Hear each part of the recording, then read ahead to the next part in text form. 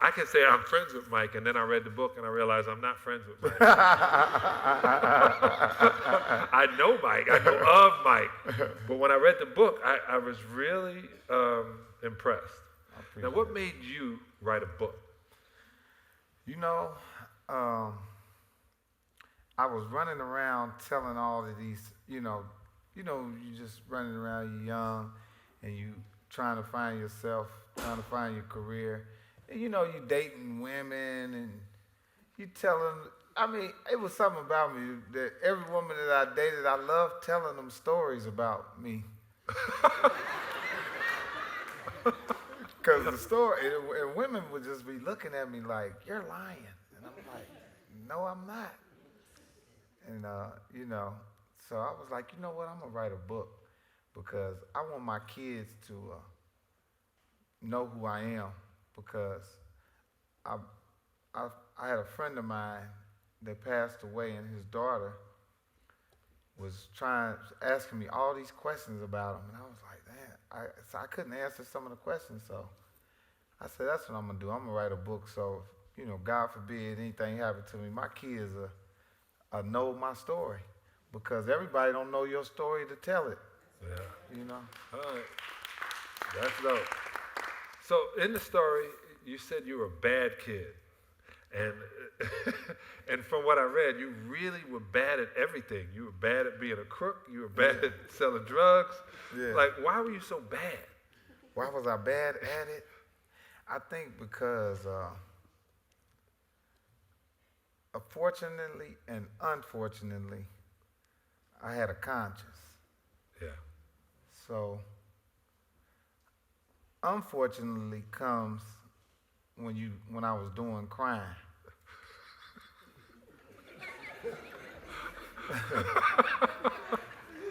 Well, fortunate came when I was doing right.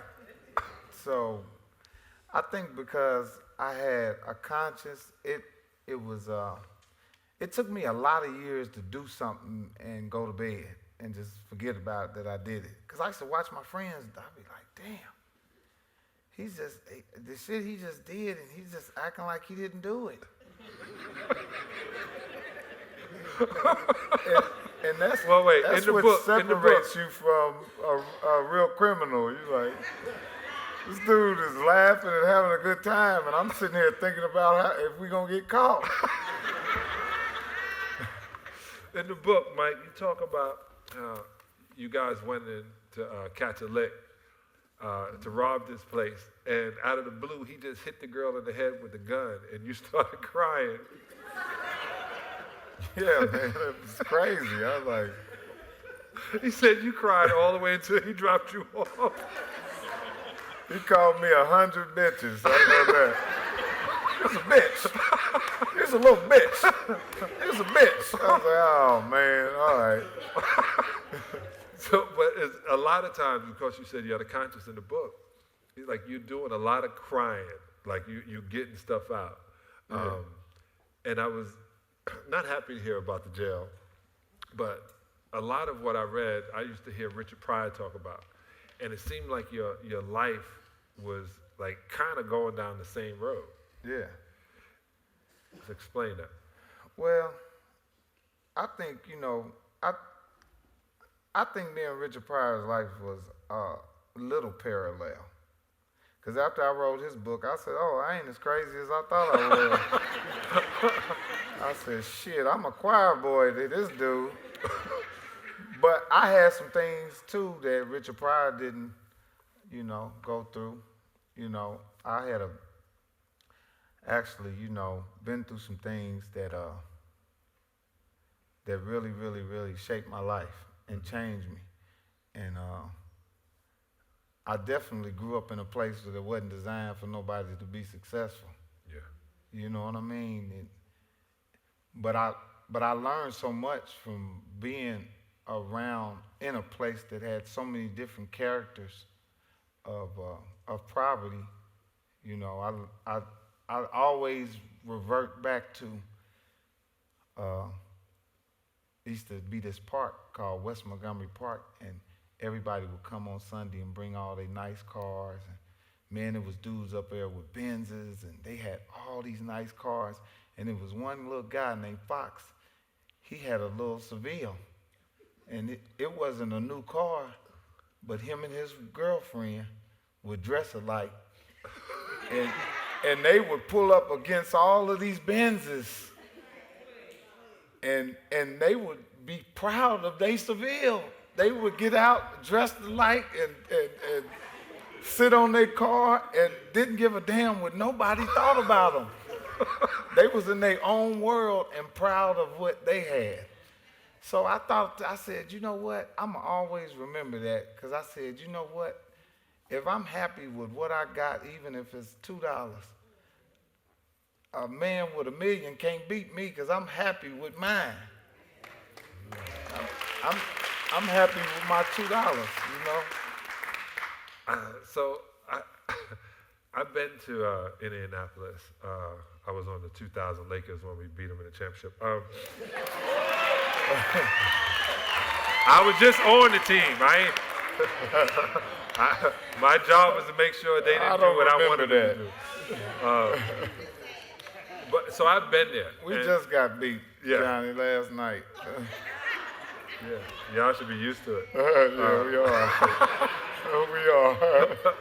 I just hold on, that's all. I think about that town because you were talking about how hard it was to get out of in and out, and I never knew it was as tough as you were saying. Mm-hmm. Once again, because I'm from New York, I just thought they were country bumpkins in the middle, and it was wheat, and there's Indiana University, and there's Bobby Knight. That's all we ever paid attention to. But you were talking about the Dirty 30 where you grew up. Mm-hmm. Explain that neighborhood. Well, you know, in America, there is a little ghetto everywhere. There's a little something somewhere, you know what I mean? And that little something somewhere was right there in Indianapolis, and it's gentrified now, but in all of these cities, the hoods was 5 minutes from downtown, 6 minutes from downtown, you know? So it was a neighborhood, man, that had working people in it, middle-class working people. But Indianapolis was a small town. They call it Naptown because it was a sleeping town, but it was influenced by some of the big cities that was around. People from Chicago would come there and move there, you know, people from Milwaukee, Cincinnati. So it was kind of like a melting pot, but it was really a mellow, smooth, nice town, you know, but in the middle of it, it had its drugs, it had its prostitution, it had its all of that, you know. Actually, the neighborhood that I grew up in was a white, nice neighborhood. And then over the years, it started getting bad. So, you know, of course, when crack hit, it hit everybody, you know. And niggas from New York and LA was bringing it.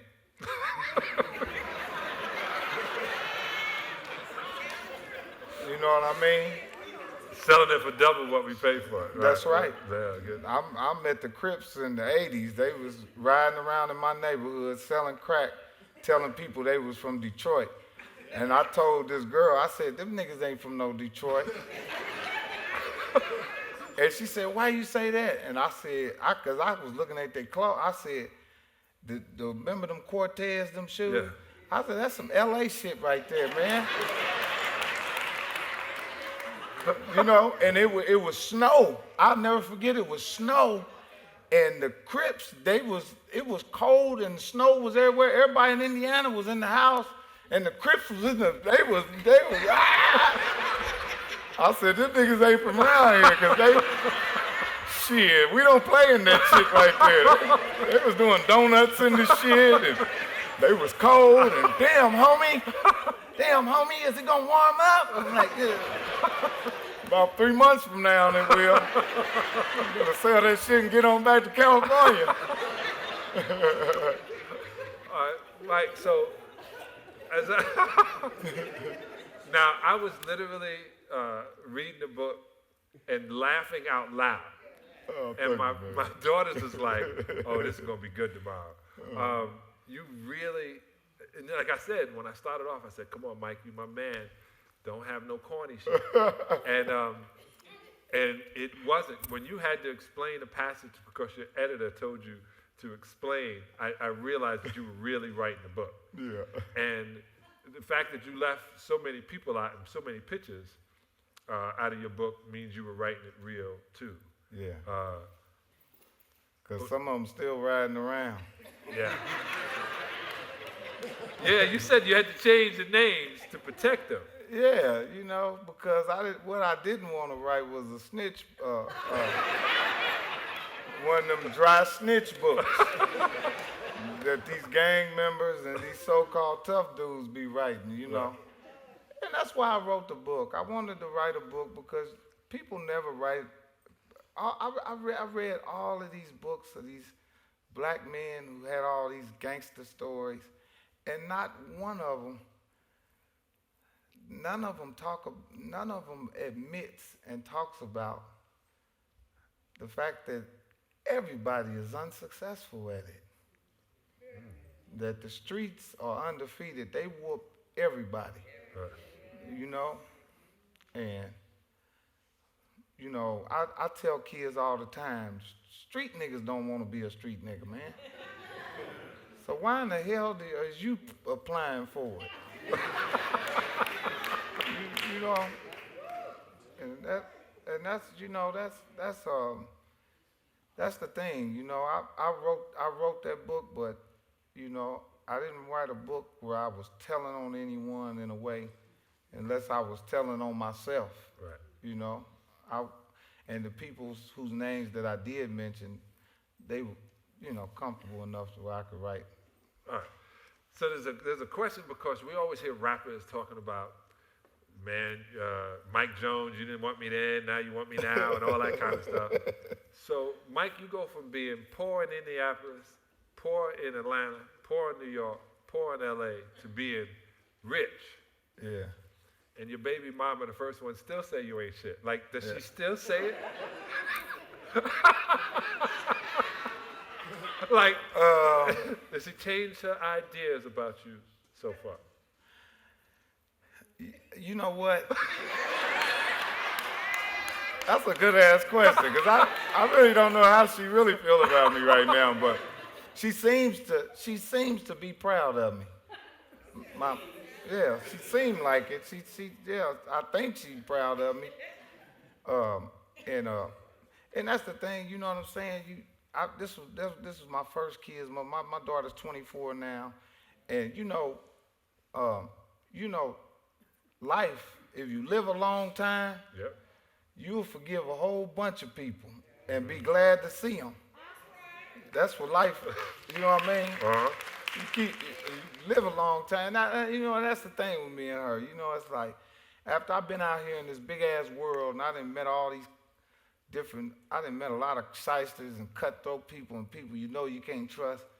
You can damn near appreciate your baby mama after all of that.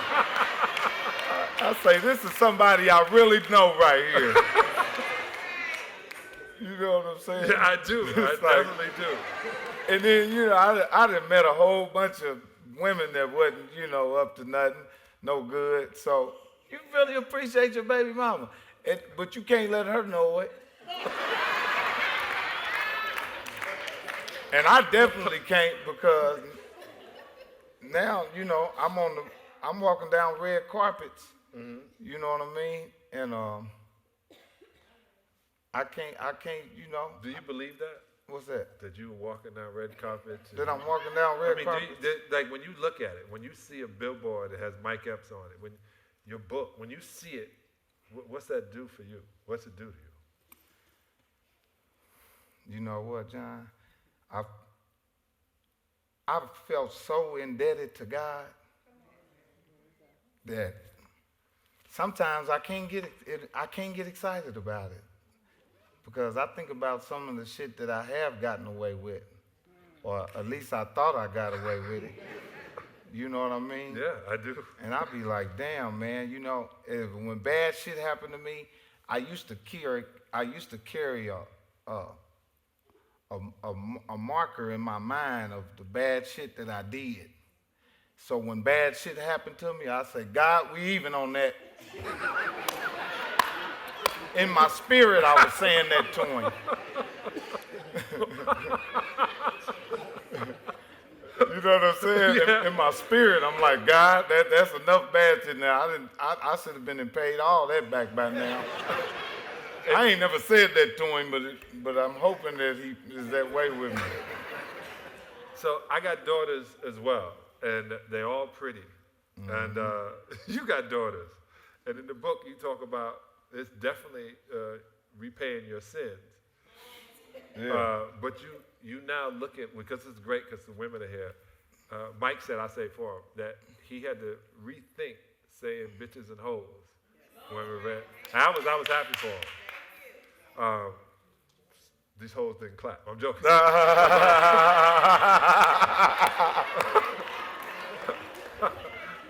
No, so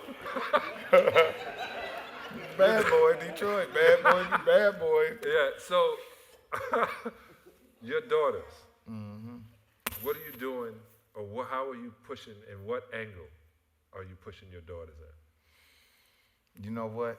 I'm doing it. I'm learning how to raise them. I'm trying to raise them through example. I don't like telling them what to do, and because I got 4 of them, and they all different ages. So I'm getting 4 different energies. I'm getting 4 different phases of a woman's life, you know. I got an 11-year-old, I got a 13-year-old, I got an 18 and a 24. And the 24 got a baby. I got a granddaughter. Oh, you old as hell. Yeah. And I've been telling my little granddaughter keeps saying Pawpaw. I said, that ain't my damn name. Don't call me no damn Pawpaw no more. She said, what I call you? Mr. Epps. Daddy. Because her daddy ain't around. So I'm daddy. I told her, you know what I'm saying? And that, you know, it's really funny how life did a 360, because when I was young and I was with my daughter's mother, I'll never forget her daddy pulled a gun out on me. His name was Mr. Sharp. And I tell him to this day, I said, man, you should have shot me. And he said, why? I said, man, I hit your daughter in the eye. I blacked my baby mama's eye one time, man. You know, I hit her in her eye, and yeah. I told him that. I said, you should have shot me. He said, well, I didn't want to go to prison or nothing. I said, well, you know, you could have shot me in both my legs. You could have shot me in both my legs and called a attempted murder. You ain't never been in trouble. They'd have put you on probation. That would have been a free shot, you know what I mean? So, Mike, you go to prison and become a jailhouse lawyer. Mm-hmm. So you literally, like, that was funny, but you literally know, because I mentioned in the book you talk about being afraid and being around people and being in trouble so much that you got 2 strikes, and one more strike and you would go to prison. Mm-hmm. And a lot of people do strike out. They do. But you ran into a whole bunch of blessings. Mm-hmm. First one, when you said you did well on open mic because you was high, and the next day you bombed. Yeah. So failure literally pushed you and kept pushing you in that direction. It did, and it was the fact that I didn't graduate from high school and didn't really have a real education. And my dad really wasn't around. My mother had 8 kids by 3 different men. And, you know, it was just kind of like, I just never really felt accepted, man. I always felt like an oddball, felt weird. And comedy was my comedy was the only way I could get out of some shit or feel away, or, you know, if I liked a girl and she didn't like me back, I'll crack a joke and it would make me feel better. Like, you know what I'm saying?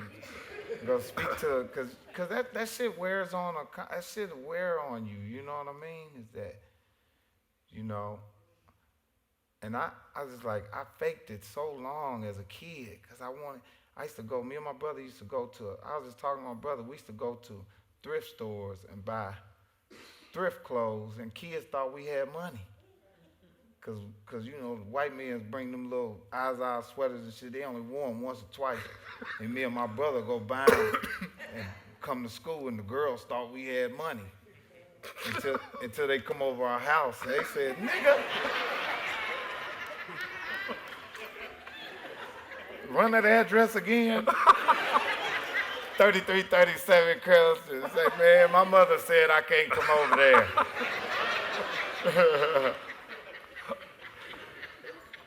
Man, I swear, man, I'm not lying, man. You know, TV, see, if you was from the Midwest, TV raised your ass.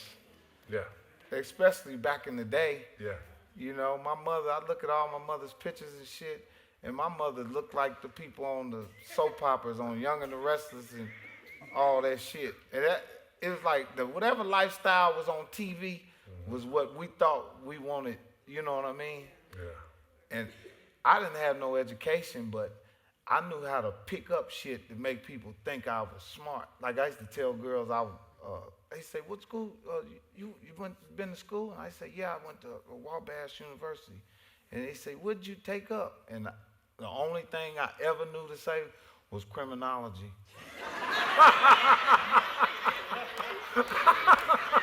And they used to say, criminology. I said, yeah. What is that? And I'm like, yeah, I'm studying criminology. You know? And they went for it, you know what I mean? But I wasn't lying. I was really studying to be a criminal. And that shit was not what I thought it was. Because I realized that you really got to do that shit. Yeah. You know what I mean? Yeah. I'm like, damn, I want to do it and go home and just keep living a regular life. But, you know, I had these buddies that, you know, my friends that I knew that had did murders when we was young. And none of my other friends would notice these niggas, but I knew them because it was hard for them to live with themselves. Even the ones that was faking at it, it was like, that nigga right there is a killer. Because it's hard for him. You know what I mean? I could tell when they was faking fun, and I had a buddy named Fatso like that, man. You know? And I was the only one that he was really, really retarded and nice to me. He liked me, and he was a bully and a killer, and everybody was scared of him. But when he was around me, and my mother was really, really a nice lady, and he was so nice to us, man. And I figured it out. I said, we the people that he look up to and really would wish he could have been, had my lifestyle, you know? Right. And I recognized that when I was around all the dirty crook dudes, they would protect me. You know what I mean? They called me little bitches, a punk, whatever, but they wouldn't let nobody fuck with me because I was the credit of the crew. I feel that. I was the credit of the crew. I was the one that could get us in some shit because I was a little fair, light-skinned, and had a little curly hair and shit. And my buddies, they look like gorillas. They be in the back, going over there, Mike. Tell the people. And I go over there and open it up for them. And then they come in. So this is a trip because it said forever day day forever. Yeah. In the book you said being day has gotten you out of a bunch of things. Does that still happen? Being day, yeah. Being day? Hell yeah. Hell yeah. Because I've been in some places, and I go places that I know that if I wasn't they'd have robbed shit out of me. You know what I mean? I know it. I know show business has been a savior to me, John. Yeah, man. Yeah. Well, you definitely gave us laughs. In Death Wish, you play a doctor. Yeah. So you extend your actor wings.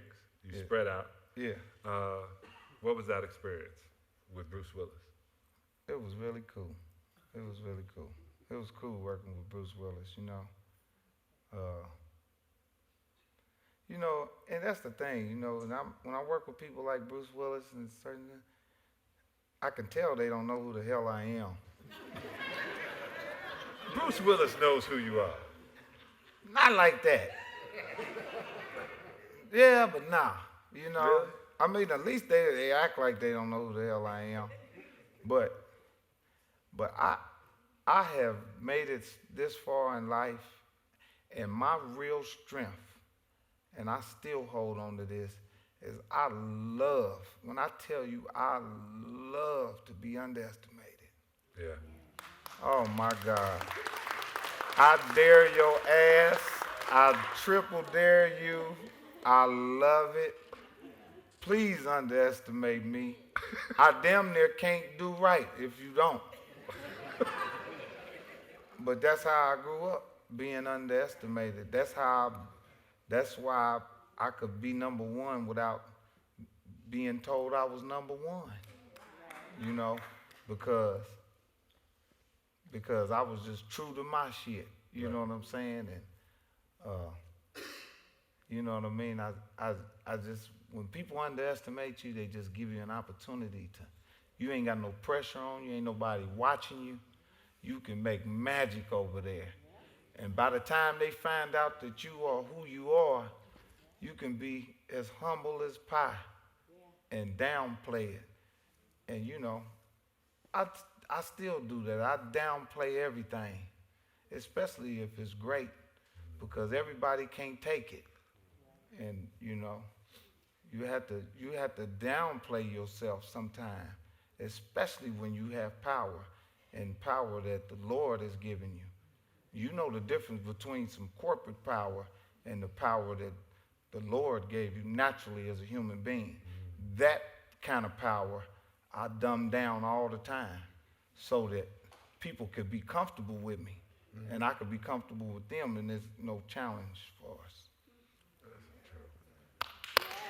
Yeah. Now, this is a 6th grade education talking to you, too, bro. Well, so, I just graduated from high school 2 years ago. yeah, I saw that. And I taught, I taught myself how to read, write, all of that shit. You know what I mean? You said you was in the, they put you in the special ed class. See, he's laughing because no, I'm only laughing he has you got some at kind of 2 connection o'clock. with them kids. I seen that movie you played with them thick glasses and shit. So, Mike, you got a connection word to to life. them. I really do. I used to get out of class early to push the disabled to they I can't say handicapped. I'm learning. I push them to their class and put them outside their class. And then my best friend, Vincent Douglas, his nickname is VD, but we couldn't say it. We got older. We couldn't, yo, VD. VD. Yo, VD. He got out at 2:30. And he was in the class all day. And we never saw him in the hallway, but they didn't put him in until 11th grade. They didn't figure out till 11th grade that he didn't read so well. Yeah. When you said that, man, they put me in the class, and I was in there. He said the bell went off, and I stood up, and they would sit back down. I swear I was screaming out loud. I was screaming because I hear you saying it, and it's like, it doesn't seem like you're doing comedy or when you acting. It doesn't seem like, and then I read the book, you obviously don't read the scripts very well, you just ad-lib, but some of it. Yeah, I'm in special ed in show business. Shit. They got a whole division for that. It's invisible though. You don't know you in the division. Only you know you in it. Yeah, you would get it, and I would just, I'm telling you, from Friday after next Friday, Chris Tucker not being in it, it's the first time I'm saying, I didn't miss him. Like, you literally knocked it out of the park. You did. I was laughing all day. Well, you know what, John? I'm not gonna lie, man. I remember the first day I walked on that set, and when I walked on that set, it was quiet as a church mouse. And when I tell you nervous, cause I'm like, people just looking at me like, and I'm like, damn. I was like loose and happy and shit, but I was nervous, and I'll never forget. I did the first scene, and when I came downstairs and they said, cut! John Witherspoon was sitting off camera looking at me like this. I said, damn. So I went to Cube. I was like, what the fuck? I was like, dude. I was like, man, I ain't funny. He was laughing. I was like, what's funny? He was like, you all right? He was like, he said, this scene right here, it ain't meant for you to be funny in it. I said, oh, okay. Because wasn't nobody laughing. He said, I'll tell you what. When I tell you to be funny, be funny. I said, cool. So every time he said, he would come to my trailer and say, we funny today, Mike. I said, oh, shit, I'm funny today. You know what I mean? Yeah, so, you know, I end up doing it, man. But Chris Tucker did such a great job, you know. And I'll never forget Cube's bodyguards. It was some OG Crip niggas every day. Them niggas walk past my trailer and say, you gonna do like Chris Tucker, nigga, and run off, nigga. That's what you gonna do. I didn't realize they was really tricking me into doing 6 movies with Ice Cube.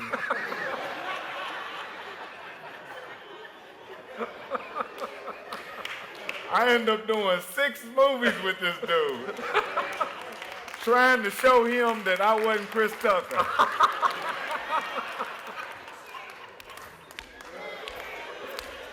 I said, how the hell I end up doing all these movies with you? Trying to show him that I'm real. Should have kept going, and I'd have been rich as a motherfucker right now. Sitting there trying to be loyal and shit. This is what I need. Like, I know your stand-up. That ain't even one of your bits. You just made that up right there. Yeah, I just made that up. No, that's some real shit. That shit really happened. I didn't make that shit up. Ladies and gentlemen, Mike Epps. All right, so we have 15 minutes. Still, Ted, 15? Yeah, about 15 or 20. 15, 20 minutes, because what I do, 35, 38 minutes? See, I timed it perfectly, Mike, right? My Did head. you? Yeah. How you do that? Because they got to pay me over 45 minutes. Damn!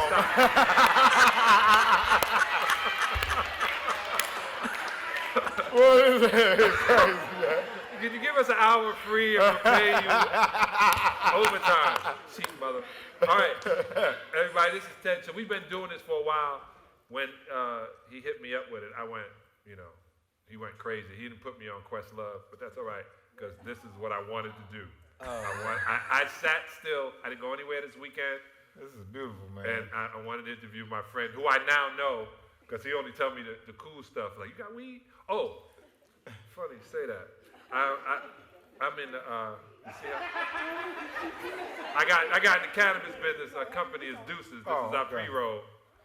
I thought you was about to pull an 8-ball out. I was like, hey. Just throw it over there on the side over there.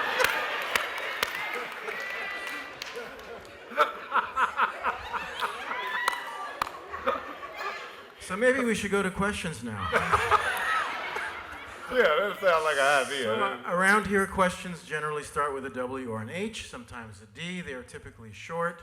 only John Salley gets to ask follow-up questions, and there's no such thing as a two-part question. Who wants to go first? No This such is a thing two-parter. as a two-part question. Big fan, love your comedy. I've always been interested. Thank you.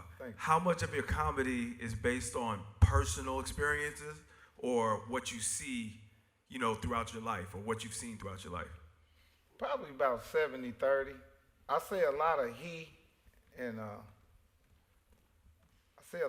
in my comedy, but a lot of it be me.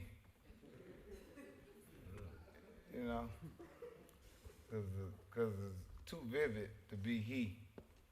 It got to be me. But sometimes I don't want to put it on me. I'll say he.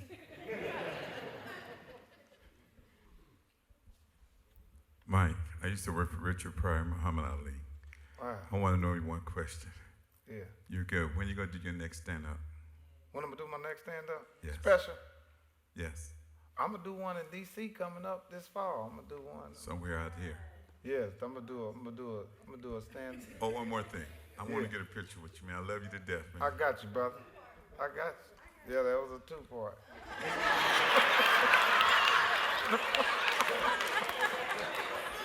Hey, man, there's a lot of black people. You gotta get used to ready for this.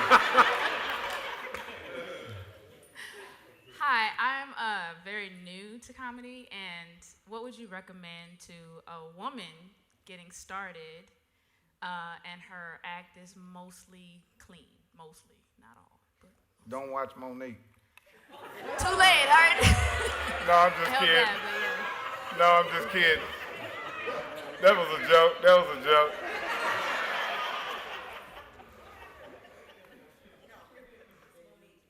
Netflix. Okay. He don't want to answer. Oh yeah. What I think you should do is, I honestly tell people all the time to go to New York, because New York is definitely a boot camp for Hollywood, because it is such a real place that you can build so much character in that city, and the audience is real. Because out here, the people they'll give you a comfort laugh. But in New York, if you're not funny, you can forget it. And it's the best way to test yourself, because you'll never know out here. Ask these LA comics. They think they funny until they go on the East Coast. And the crowds are, because, there ain't nothing funny to them. It's all concrete. He from New York. Rats this big and shit. But I think you should go to New York. Yeah. Do any of your children want to be entertainers? And if so, how do you talk to them about dimming that power versus not dimming that spiritual power, or using that energy and connectedness? That's a good question. My kids, they are naturally artists. They funny. They want to be in the entertainment business. I got one daughter out of three of them talking about being a doctor. And the other three, they just looking at it like, my dad's in it, I should be in it.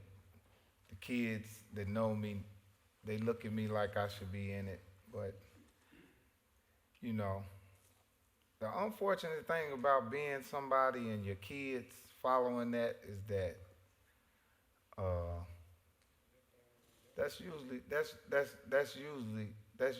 it, and it's painful to watch your kids follow you or try to follow you, because they will never be able to live in your footsteps. And I hate sometimes that I'm famous, because it makes it so hard on my kids, because they have to live up to something that they were just born into, So the best thing that I try to do is I just try to keep them in real environments, and I tell them the truth. I don't sugarcoat nothing. I just tell them straight in their face of what real life is. I try to make them do regular life things, and you know what I mean? I make them wash dishes. I make them take the trash. I make them do stuff that you know, yeah, normal. Be normal, because there's a life after and before show business. And if you don't understand that, show business will eat you up and chew you up, spit you out, you know?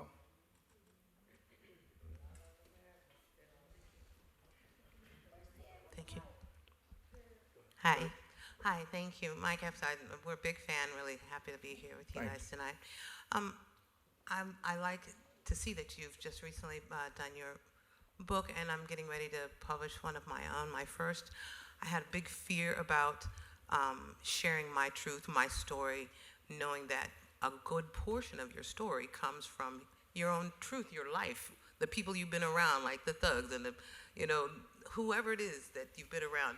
As you tell your story, you concern yourself with other people finding out that you know this, or why are you talking about me, and then why are you sharing this, that, or the other? What got you past your fear? I've just gotten past that, but it was a struggle for many years. What got you past your fear of other people's concern about what you were going to say, their opinions about?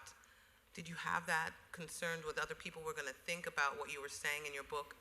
I did. I was really, really afraid to put a lot of things and a lot of people in my book.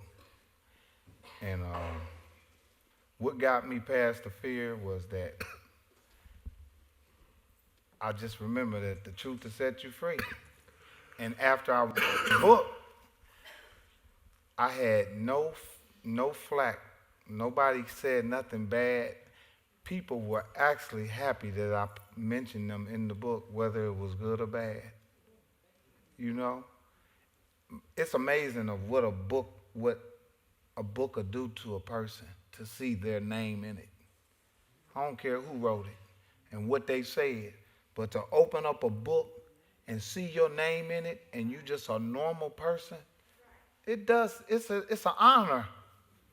People appreciate you just talking about them, you know, unless there's some personal shit going on. But these people here, the people that I put in the book, they are, you know, when they call me and say, hey man, you put me in the book, I say, yeah, everybody know your ass now.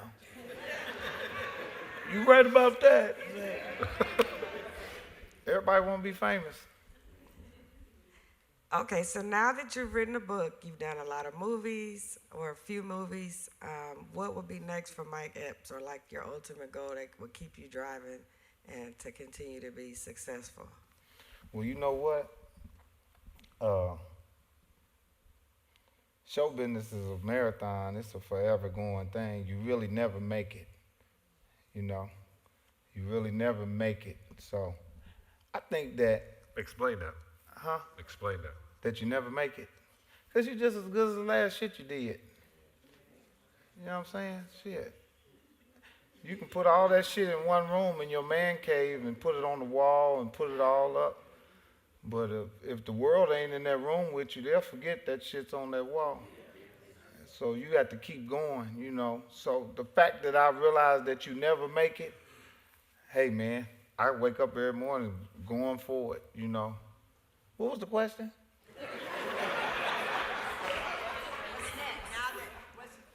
As successful as you are, what is next on your agenda? Thank you for allowing me to be here for my birthday. I chose this happy night. birthday to you. Taurus in the house. All right. Well, you know what? I don't want to sound like everybody else, and I really don't want what everybody else wants. You know, I see all these young black men running around, and it ain't a bad thing. But everybody's Denzel Murphy in the town.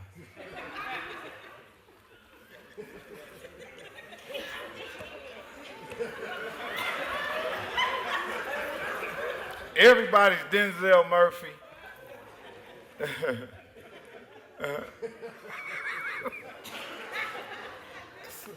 Okay, we know what he means? Yeah. Oh. Yeah. I was going to make him explain it louder because I got a camera running. And I watched a whole bunch of people accomplish and get a whole bunch of stuff like that. I was like, you know what? I don't want none of that shit. I ain't chasing that shit. So you know what I want to do? What's next for me is waking up tomorrow. You know what I'm saying? That's how I'm going to do that right there. You know what I'm saying? Because every day is a holiday, and every day is the goal. The goal is, all I really want to do is be happy. That's all I want to do. I want to be happy as many days and many chances as I can get.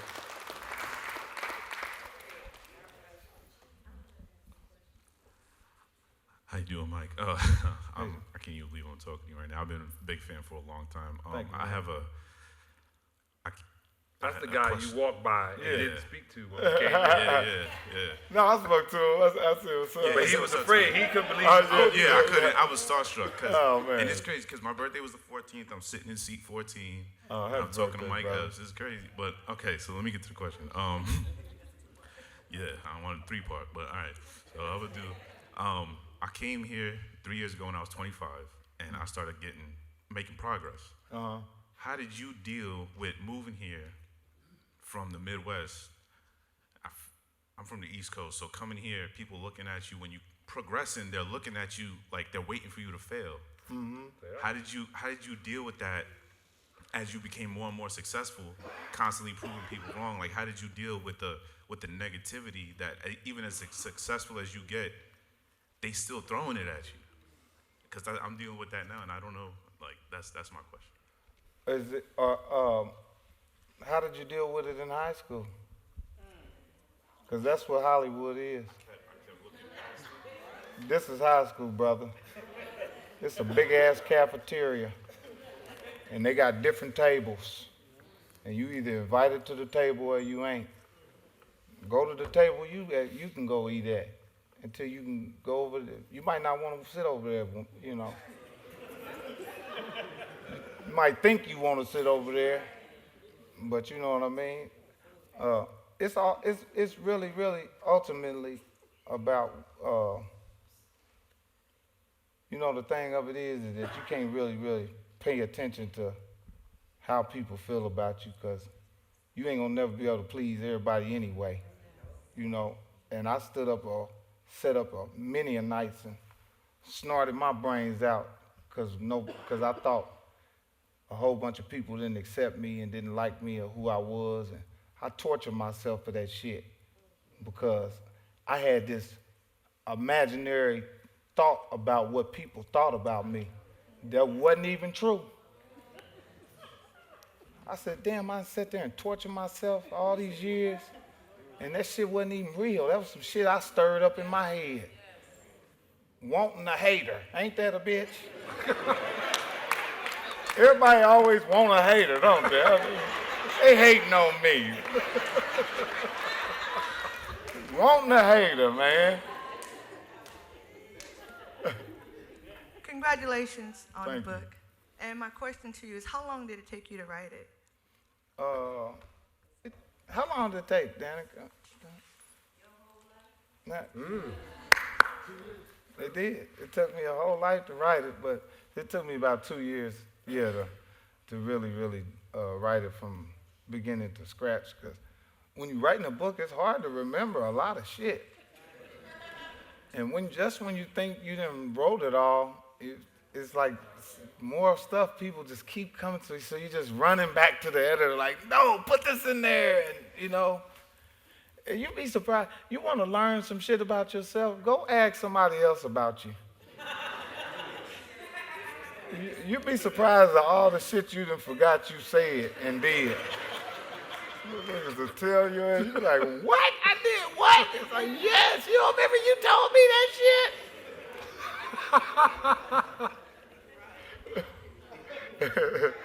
Whether good or bad, ask them about your ass. Hi, I saw you a few Hey, months Rick. back at the end of 2017 at a technology summit when you were on a panel about artificial intelligence and some of the things you were doing with Amazon. So my question is, What? How are you looking to diversify your business practices outside of entertainment and other industries, including technology and a few other things? Well,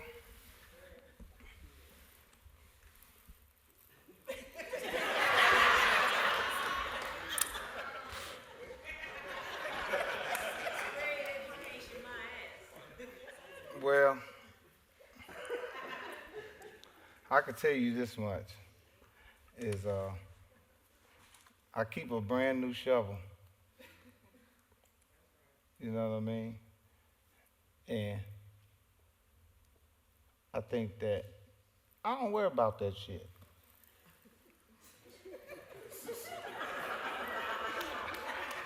You just got like Farrakhan. You can't didn't take say, none you of didn't answer no. Cause you know what? Can't take none of that shit with you. And you can't take none of that shit with you. And you cannot, I'm not finna save that shit for nobody. Mike, did you hear her question? Yeah.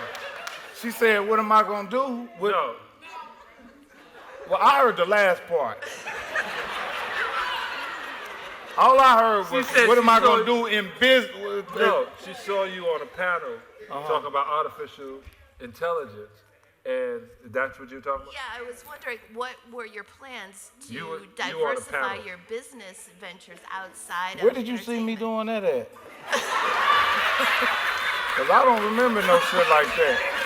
See, didn't I just tell you? Somebody will tell you about some shit.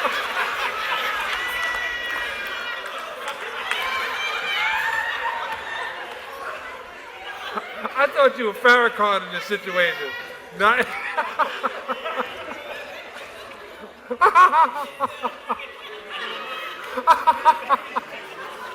You see how long it took me to answer that shit? Cause I'm like, where the hell she see me doing something like that at?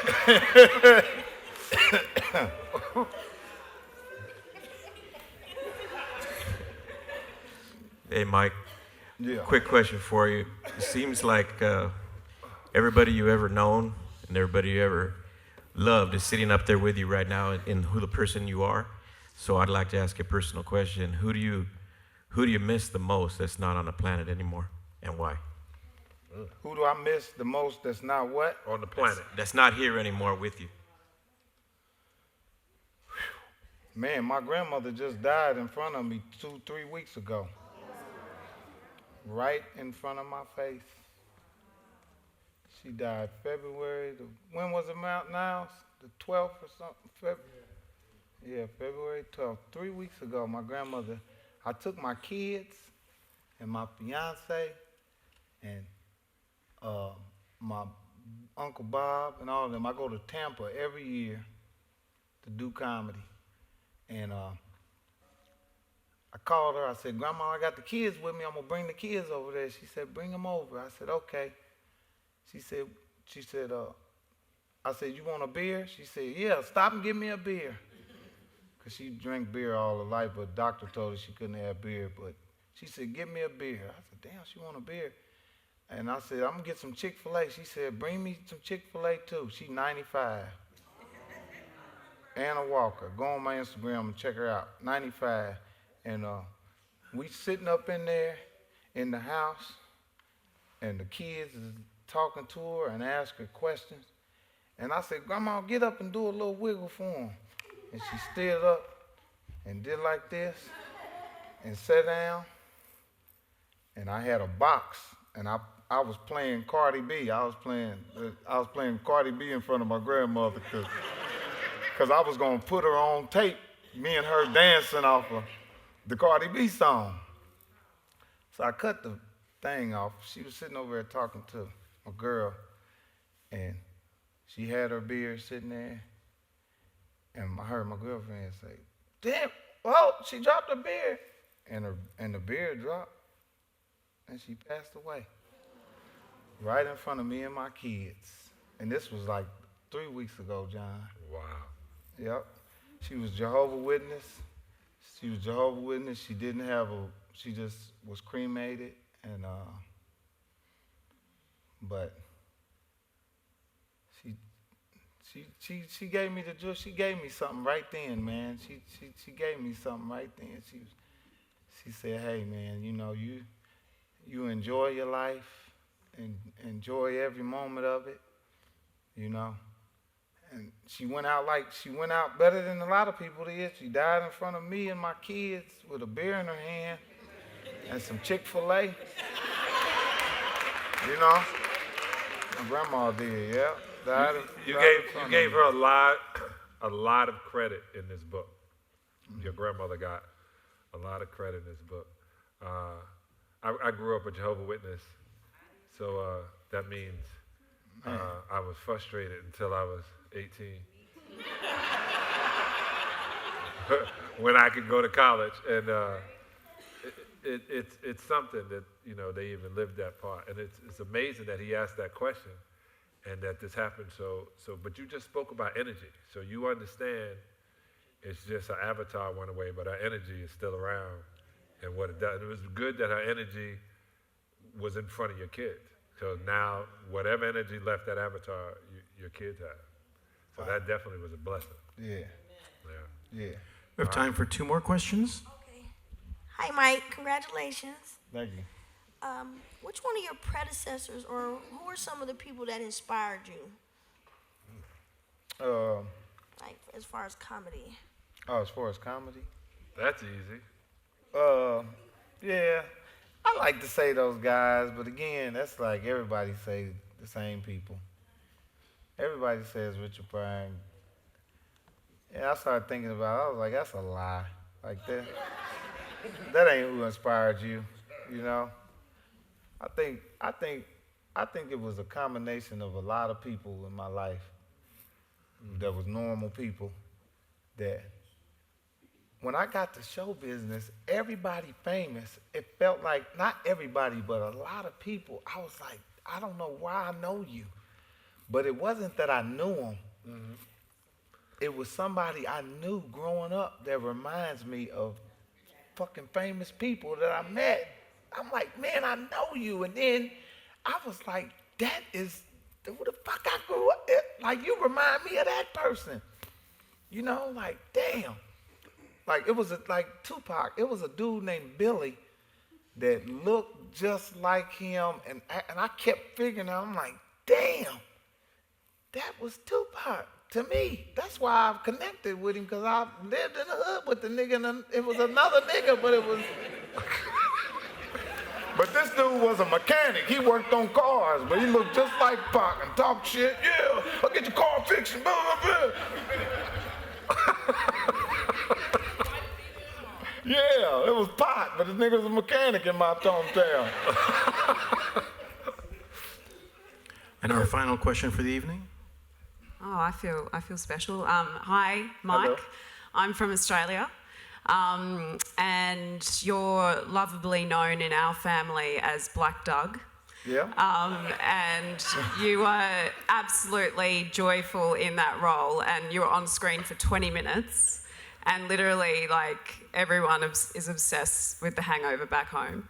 So, but your character is very lovably known, and always mentioned in social situations. Oh, thank Even you. tonight, my mate Lani here said, "Oh, come watch Mike Epps." I'm like, "No way, it's Black Doug." I've got to let the family know back home. Like, they're going to be shitting their pants. Yeah. Anyway, so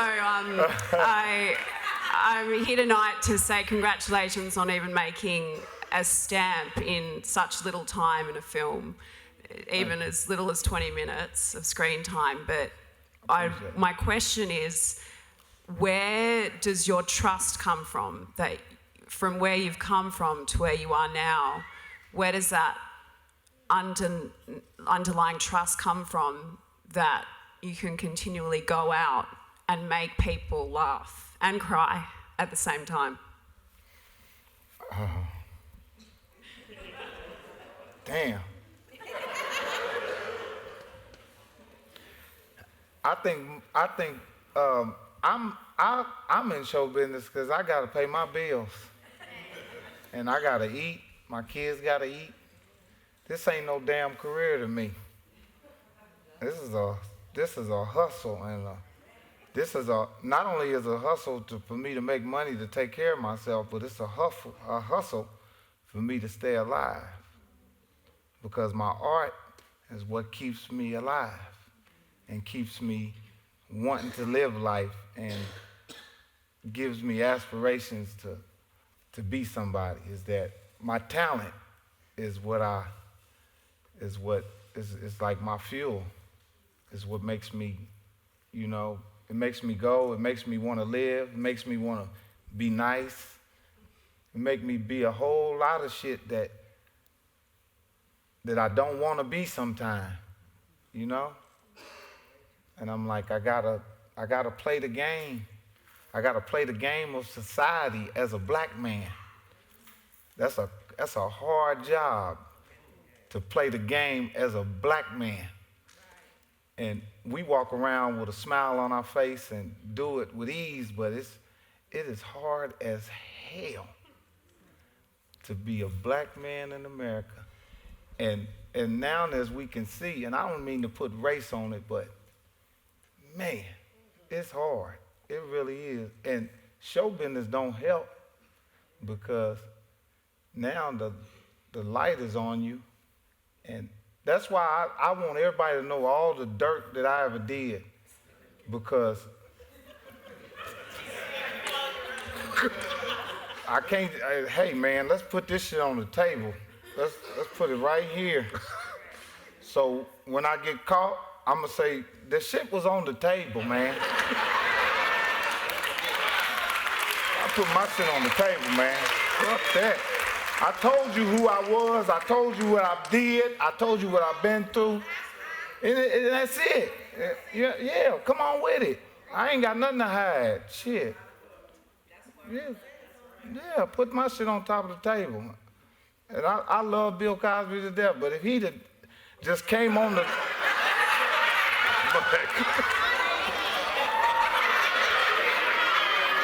Hey, man, if Bill Cosby had did that, if Bill Cosby if he hadn't have been America's favorite dad, it wouldn't look so bad right now. But damn, man, they fucked my whole life up with this shit. I felt like I've been lied to. You know what I mean? I feel like I've been lied to when they did that to Bill Cosby, and Bill Cosby did it to himself. Everybody did it to themselves. No. So one more. Were you always funny? Yeah. you got to get the book. Yeah. That it's all in the book. Be honest, what's going on? Are we getting another Friday? I was just talking to Cube 3 days ago. They trying to put it together. They trying to put it. They putting it together. They trying to.